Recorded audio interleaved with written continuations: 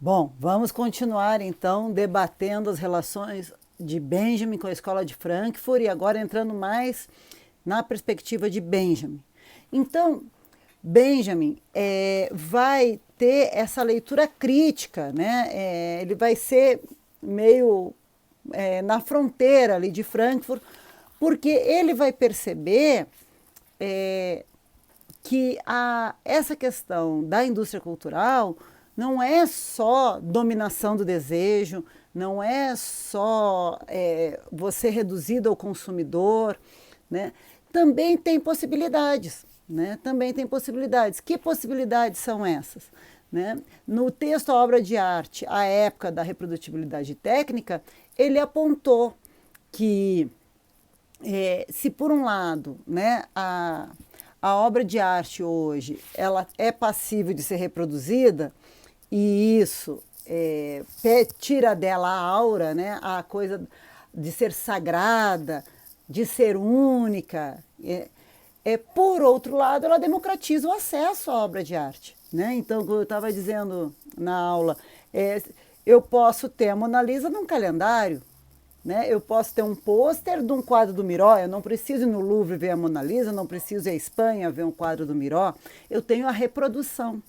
Eu posso fazer agora uma visita pela internet, né? Uma visita virtual aos principais museus do mundo. Quer dizer, a reprodutibilidade técnica, se por um lado tirou a aura, desencantou, transformou a arte em um produto a ser comprado e vendido, né? Por outro lado, ela permitiu um maior acesso à arte, né? Uma democratização da arte para as classes trabalhadoras. Inclusive na tecnologia das artes que já nascem, né? Como eu estava falando, as artes que já nascem reprodutíveis, como a fotografia e o cinema. Né? Não existe o original no cinema. Todas as cópias de um filme são de igual valor. Né? É muito importante lembrar que o cinema vai ser uma obra de arte democrática. A Revolução Russa, né, o Sergei Eisenstein, vai usar em outubro, em Encoraçado Potemkin, né, a ideia de você fazer uma arte com a visão de mundo do proletariado. Né? Quer dizer, o cinema sendo um espaço até mesmo de reflexão crítica, né, da sociedade, um espaço de divulgação da visão de mundo proletária, da revolução. Quer dizer, são várias outras possibilidades que se abrem à arte a partir do momento que ela pode ser reproduzida. Né? Essas reflexões são todas do texto A Obra de Arte, a época da reprodutibilidade técnica do Benjamin. Então você percebe como ele dialoga com os colegas de Frankfurt, mas a visão dele é um pouco diferente. Né? É um pouco diferente. Outra coisa que eu queria falar do Benjamin, né, é a gente compreender, então, essa criatividade que ele tem baseada nas influências que ele sofre. Como a gente falou já de Frankfurt, né, dessa influência do materialismo histórico, mas a influência do Nietzsche, a influência do Freud, né, do romantismo alemão, que é esse ambiente em que ele também circula. Você tem, então, em Benjamin ainda a influência do judaísmo. Veja, o Benjamin tem amigos marxistas, né, como Bertolt Brecht, diretor de teatro, como a Aja Lasses, diretora de teatro infantil, e, por outro lado, ele é amigo do Scholem, que vai estar citado no texto de vocês, no tese sobre o conceito de história, que vai ser sionista, vai se mudar lá para a Palestina e vai começar a tentar participar do processo de tentar montar o Estado de Israel. Quer dizer, ele tem essa mistura muito criativa. Né? É importante lembrar que o romantismo, né, que influencia o Benjamin é esse romantismo crítico ao capitalismo. Né? É um romantismo de esquerda anticapitalista. Né? Também queria destacar que então o Benjamin ele nasce em 1892 e falece em 1940, quer dizer, é uma pessoa de 48 anos, uma pessoa muito jovem, mas apesar disso, ele foi muito produtivo, muito produtivo. E por isso que a gente tem tanto texto importante falar dele, né? A gente já falou da obra de arte A Época da Reprodutibilidade Técnica. Durante o texto, né, das teses, a gente vai relembrar outros textos importantes dele, como Experiência e Pobreza, O Narrador e O Capitalismo como Religião. Né? Como eu falei para vocês pesquisarem mais sobre o Benjamin, para vocês complementarem, nós temos 2 autores muito importantes que são brasileiros, que trabalham com o Benjamin. Né? A Jean-Marie Ganeban, professora aposentada da Unicamp, hoje eu sou professora da PUC de São Paulo, escreve Ganebin, né? Jean-Marie Ganeban, ela é suíça, mas leciona no Brasil desde os anos 70. E o Michel Levy, que se escreve Michael mesmo, e L-O com trema, W-I-Y, que é brasileiro, mas hoje é professor em Paris. Você vai encontrar na internet muitos vídeos, muitas conferências, muitos textos deles sobre o Walter Benjamin. Eu recomendo. Tudo que eu estou falando aqui sobre o Benjamin, e vou falar nas próximas aulas, são diretamente vinculados à leitura dos textos deles, tá bom? Então já digo aí a referência da minha reflexão. O que vocês têm que ter em conta, então? Que o Benjamin, ele vai pegar essa influência que ele tem do judaísmo para questionar a temporalidade capitalista. Por quê? Lembra que a gente falou da Geschichte, daquela história singular coletiva, que é o trilho da história, a história progressiva, que tem um telos, né, progressivo da civilização ocidental, aquela história colonial, né, que legitima o colonialismo, que bota o sentido, que transforma todas as outras civilizações do mundo em estações já passadas, ultrapassadas pelo trem da história. As civilizações não valem mais por si só, né? Elas viram como se fossem estágios anteriores do que é avançado, que é a locomotiva do trem da história, que é a civilização europeia. Né? Esse paradigma de história, esse paradigma moderno, ele é embasado nessa temporalidade de progresso. Bom, as teses sobre o conceito de história, o Benjamin vai tentar criticar essa temporalidade progressiva no qual se embasa a concepção de história na modernidade ocidental, e mais, vai tentar livrar o materialismo histórico dessa temporalidade. Porque o que ele fala? Olha, essa temporalidade burguesa, capitalista, está no próprio materialismo histórico. Eu não usei o materialismo histórico como exemplo dessa história com um sentido pré-determinado, dessa história rumando ao progresso, dessa história do trem da história? Então, esse texto ele se dedica a tentar mostrar o que deveria ser a escrita da história, a reflexão de um historiador materialista histórico. Por isso que na primeira tese, já vou falar dela porque ela é essencial, né, porque ele está criticando a temporalidade capitalista progressiva, mas ele está criticando também essa temporalidade dentro do materialismo histórico. E essa temporalidade dentro do materialismo histórico está onde? Né? Aqui, ó, tem outros alunos interessados, a aluna gatinha aqui está interessada. Não.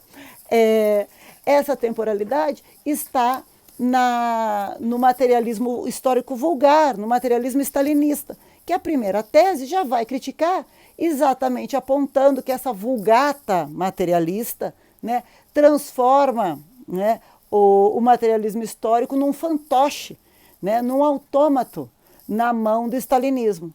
Lembra que eu falei que o materialismo, que no stalinismo, o Partido Comunista Soviético sempre está certo porque ele sabe o futuro, o caminho da história? Como ele sabe para onde a história vai, ele sempre vai estar certo, você não pode fazer crítica.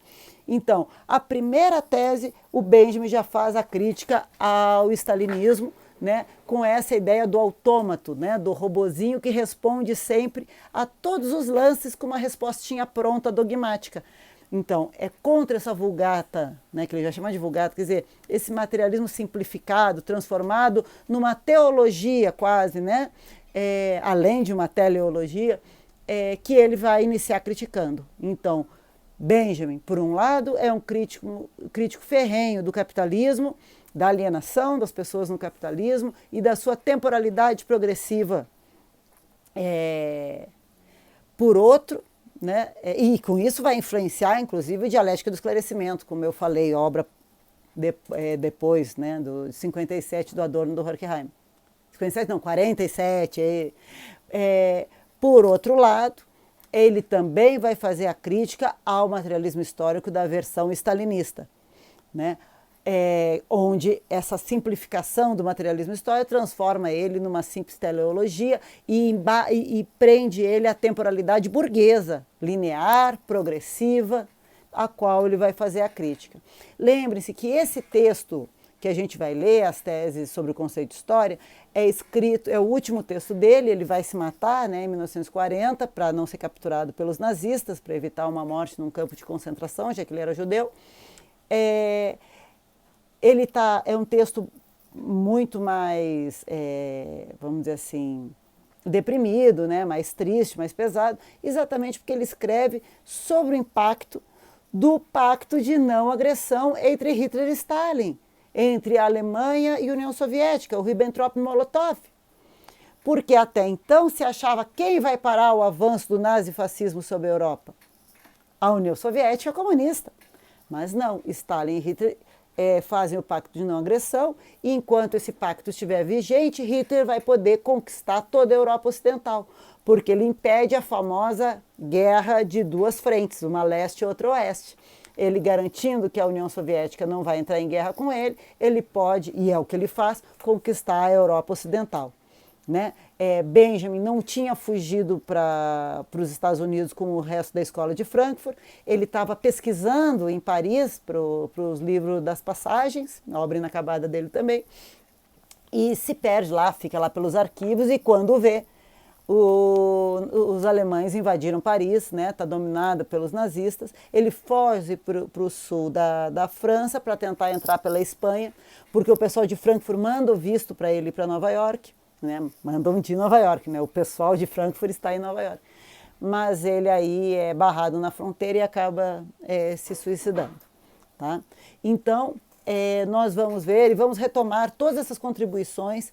Benjamin é extremamente atual na sua luta antifascista, na sua crítica à temporalidade progressiva burguesa, a sua crítica a essa, vamos dizer assim, essa desmobilização, né, que a alienação capitalista, que a apreensão do desejo ao consumo que o capitalismo traz para a gente, nessa sua religião, vamos falar desse texto, a religião do capitalismo, que é onde ele vai dizer que o capitalismo funciona igual uma religião, é uma religião sem dogma, é uma religião de culto vazio, onde você nunca vai expiar a sua culpa, você nunca vai se livrar da sua culpa, você nunca vai ser suficientemente consumidor, né? Até aqui que eu precisava consumir, agora não preciso mais, né? Esse dogma do individualismo, do consumo e do egoísmo, que a religião vazia do capitalismo nos incentiva todo dia.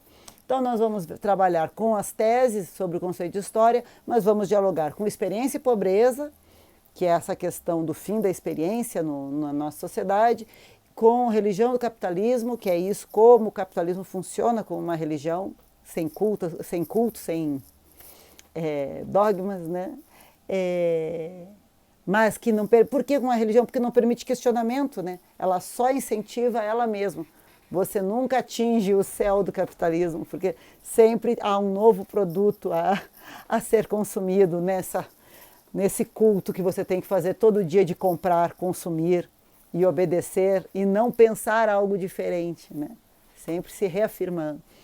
E vamos ver isso dentro do tese sobre o conceito de história, onde ele vai dizer como deve pensar um historiador materialista histórico, que tem que dar voz aos vencidos, que tem que escrever... tem que escovar a história contra pelo, ó. Ó, quando você escova no sentido do pelo, fica bem lisinho. Agora, quando você escova ao contrário, olha como fica todo irregular.